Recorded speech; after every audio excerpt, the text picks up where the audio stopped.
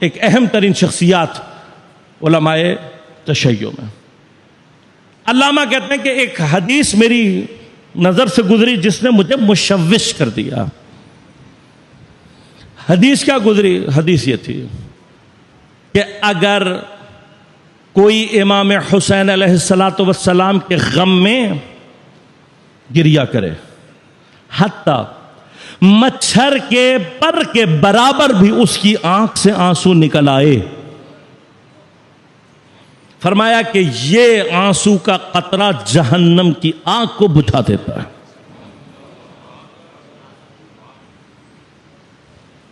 عزادار ہونے کی حیثیت کو سمجھو. عزادار عام آدمی نہیں ہوتا جس کے آنسو کی اتنی قیمت ہے، جس کی آنسو میں اتنی طاقت ہے. اور یہ طاقت کہاں سے آتی ہے؟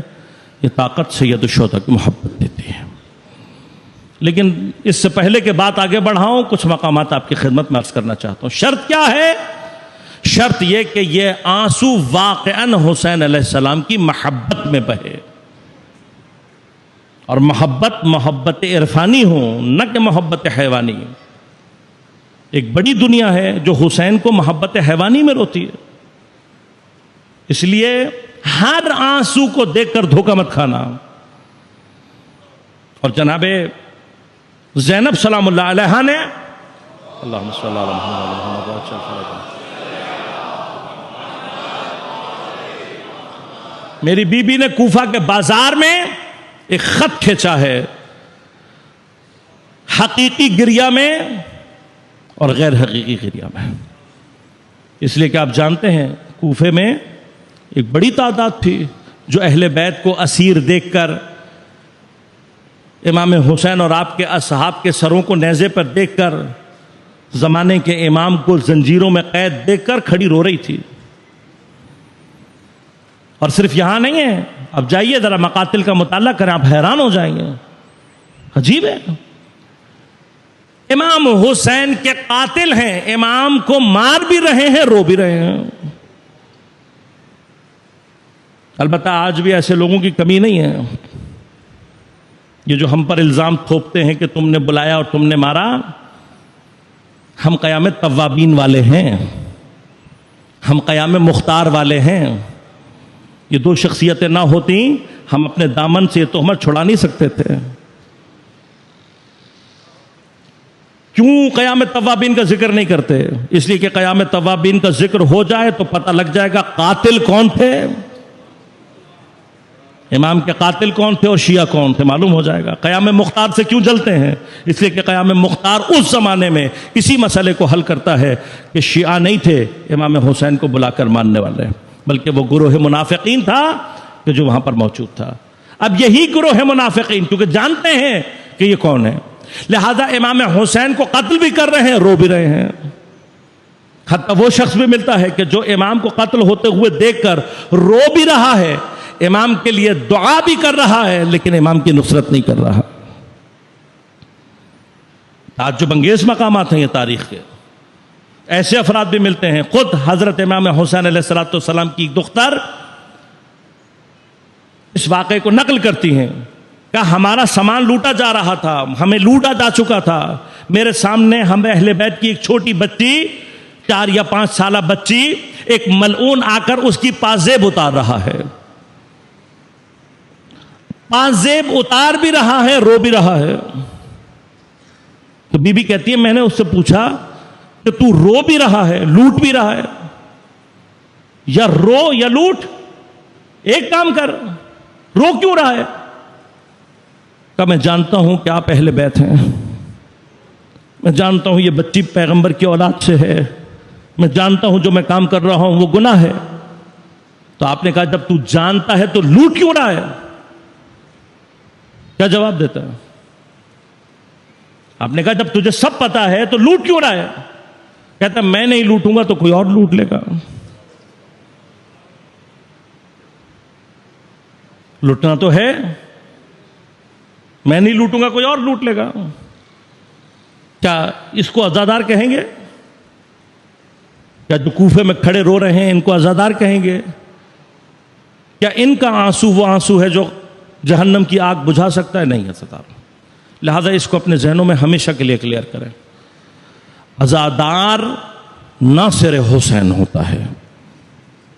جو عزادار ہو لیکن حسین کی نصرت کرنے والا نہ ہو, اسے اپنے آپ کو حقیقی معنی میں عزادار کہلانے کا کوئی حق نہیں ہے. عزادار ناصر حسین ہوتا ہے.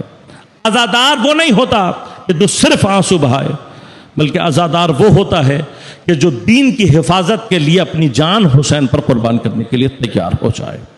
عزادار اسے کہتے ہیں کہ جو دین کو اپنے اوپر فوقیت دیتا ہے, جو امام حسین کے قول کو اپنی پسند پر ترجیح دیتا ہے, اسے عزادار کہتے ہیں. اب یہ عزادار, اس کی آنکھ سے اگر مچھر کے پر کے برابر بھی آنسو نکل آئے تو جہنم کی آگ کو سرد کر دیتا ہے. علامہ کے دل میں تشویش کیا ہے؟ کیوں مشوش ہے دل؟ سند کا مسئلہ نہیں ہے. سوچ صرف یہ رہے ہیں کہ اتنا چھوٹا سا عمل اور اتنا بڑا اجر. آنسو نکلنا بعض اوقات اختیاری بھی نہیں ہوتا, تو عمل اتنا چھوٹا, مچھر کے پر کے برابر آنسو, اور جہنم کی آگ کو بجھا دے. لہذا ایک تشویش قلب میں ایجاد ہو گئی, اور یقیناً اپنے زمانے کے عالم ترین شخص ہیں, نہیں مل رہا جواب. لہذا کیا طریقہ کیا؟ یہ ہمارے علماء کا ہمیشہ وتیرہ رہا ہے, جب ایسا کوئی مرحلہ آ جائے تو امام زمان سے متوسل ہوتے ہیں.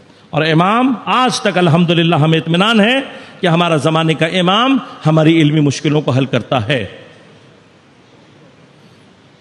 اب علامہ نے کیا کیا؟ علامہ نے ہلا میں رہتے تھے, نیت کی 40 دن یا 40 شب جمعہ پیدل ہلا سے امام حسین کی زیارت, ایک سوال کے لیے.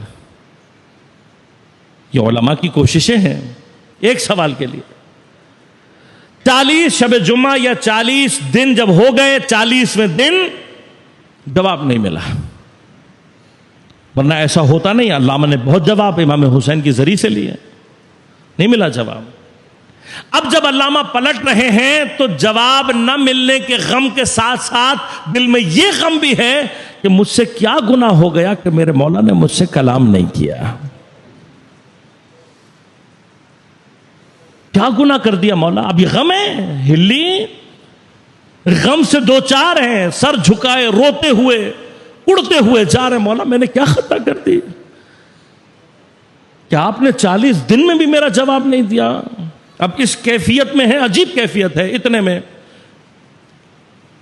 پیدل چل رہے ہیں, ساتھ میں گھڑ سوار, آہستہ آہستہ اسی رفتار سے سلام کیا. انہوں نے جواب دیا. کہا شیخ پریشان دکھائی دے رہے ہو. کہاں کچھ مسئلہ ہے؟ کہا شیئر کرو گے ہم سے, ہو سکتا ہے ہم تمہاری کوئی مدد کر دیں. کہا اس طرح سے ایک سوال آیا تھا, ایک تشویش سی ذہن میں پیدا ہو گئی. 40 شب جمعہ آیا ہوں پیدل, مگر خدا جانے کیا خطا کر دی میں نے کہ مولا نے مجھے جواب نہیں دیا. کہا شیخ اگر برا نہ مانو تو میں کچھ عرض کروں. کہا ہاں بالکل. کہا پہلے آپ سے ایک سوال پوچھوں گا پھر جواب دوں گا. کہا بالکل بتائیے. کہا ایک واقعہ ہے, ایک بادشاہ اپنے مصاحب کے ساتھ نکلا شکار کھیلنے, جنگل میں گم ہو گیا اور اکیلا ہو گیا اپنے باقی مصاحب سے. اور ایک وقت وہ آیا کہ جب بادشاہ بھوک اور پیار سے مرنے والا تھا, حالت تباہ تھی بادشاہ کی, مر جاتا. اتنے میں جنگل میں ایک چھوٹی سی جھونپڑی نظر آئی.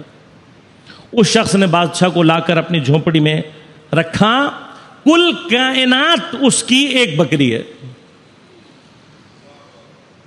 کب پہلے اس نے اس کا دودھ نکال کر پلایا, کچھ افاقہ تو ہو گیا, لیکن حالت ایسی ہے کہ اگر کھانا نہیں ملا مر جائے گا. جب اس نے یہ دیکھا تو اس نے اپنی وہ کل کائنات جو ایک بکری تھی اسے ذبح کیا اور اس کا گوشت پکا کر کباب بنا کر بادشاہ کو کھلا دیا. بادشاہ کے جسم میں طاقت آ گئی, بادشاہ بہتر ہو گئی حالت, اور پھر اس کے مصاحب بھی پہنچ گئے کچھ عرصے میں اور اسے لے گئے. کہ بادشاہ نے اس کو کہا تم آنا, میں تمہیں اس کی جزا دوں گا. کہا ہلی بس مجھے سوچ کر یہ بتاؤ کہ اگر یہ شخص بادشاہ سے جزا لینے جائے اور بادشاہ انصاف کرے تو بادشاہ کو اس کی کیا جزا دینی چاہیے؟ بادشاہ اگر انصاف کرے تو کیا جزا دینی چاہیے؟ علامہ سوچتے رہے، تھوڑی دیر تک ذہن لگایا اور کہنے لگے اگر بادشاہ بھی اپنی ساری دولت اور حکومت دے دے تب جا کر شاید جزا پوری ہو۔ کہا ہلی انصاف نہیں کیا تم نے، ایک بکری کے بدلے ایک بکری کافی، ایک بکری اس نے دی، یہ بھی ایک بکری دے دے، چلو ایک نہیں 10 بکریاں دے دے، 10 نہیں ریوڑ دے دے اور جواہرات دولت زمینیں دے دے، یہ پوری کی پوری دولت پوری کی پوری کائنات بادشاہ کی تم دلوا رہے ہو ایک بکری کے بدلے۔ علامہ نے کہا مسئلہ بکری کا نہیں ہے، کا مسئلہ بکری کا نہیں ہے۔ کہا پھر کیا مسئلہ ہے؟ کا مسئلہ یہ ہے کہ جب بادشاہ کو ضرورت تھی اس نے اپنی کل کائنات بادشاہ کو بچانے میں لگا دی، اب حق یہ ہے کہ بادشاہ اس کو اپنی کل کائنات دے۔ جیسے ہی علامہ نے یہ جواب دیا، سوار نے کہا علامہ تم نے انصاف نہیں کیا۔ کہا کیوں؟ کہا انصاف سے بتاؤ، سید الشہداء نے خدا کا دین بچانے کے لیے اپنی کائنات میں سے کچھ چھوڑا؟ کیا سید الشہداء نے کچھ بچایا اپنے لیے؟ تم نے انصاف نہیں کیا ہلی۔ ارے حسین نے تو اپنا علی اکبر جیسا بیٹا دے دیا، علی اصغر دے دیا، قاسم و عباس، ہلی تم نے انصاف نہیں کیا۔ حسین نے تو خدا کا دین بچانے کے لیے اپنی بہنوں کی چادر